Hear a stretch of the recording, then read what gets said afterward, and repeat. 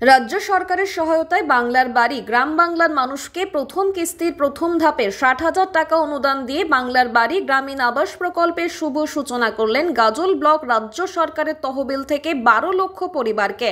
বাড়ি তৈরির জন্য ১,২০,০০০ টাকা করে সহায়তা দেওয়া হচ্ছে মুখ্যমন্ত্রী মমতা বন্দ্যোপাধ্যায়ের গ্রাম বাংলার মানুষকে প্রথম কিস্তির অনুদান দিয়ে। গাজল ব্লক প্রশাসন এবং গাজল পঞ্চায়েত সমিতির সহযোগিতায় এদিন দুপুরে ব্লক প্রাঙ্গণে প্রথম ধাপে ১৭০০ জন উপভোক্তাদের সুবিধা প্রদান করা হলো। এদিন উপস্থিত ছিলেন গাজল ব্লকের বিডিও সুদীপ্ত বিশ্বাস, পঞ্চায়েত সমিতির সভাপতি মোজ্জামেল হোসেন, মালদা জেলা মহিলা সভানেত্রী সাগরিকা সরকার সহ গাজল ব্লকের বিভিন্ন আধিকারিকেরা।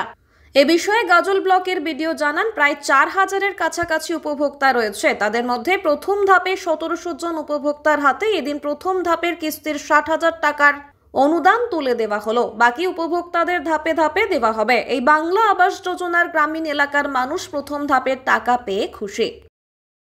আমাদের রাজ্য সরকারের তরফ থেকে, রাজ্য সরকারের নিজস্ব উদ্যোগে এবং নিজস্ব তহবিল থেকে, যে রাজ্য সরকার স্টেট ফান্ড থেকে যে বাংলা আবাস যোজনার যেটা গ্রামীণ, যেটা আজকে উনি বিগত পরশুদিন যেটা বেনিফিশিয়ারিদের দিয়েছেন, আমরা সেটাই করলাম।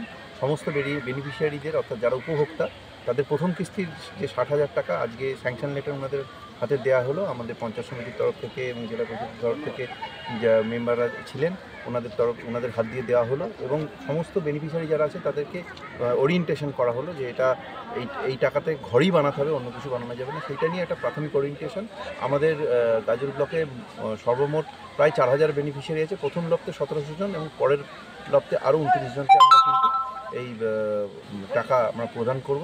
তার মধ্যে এবারে প্রদান করছি প্রথম কিস্তির টাকা প্রায় ১৭০০ জনকে। আজকে যে ওরিয়েন্টেশন ছিল, এটা এবার গাজল ব্লকের পুরো ১৭০০ জনকে এরকমভাবে ওরিয়েন্টেশন করা হবে।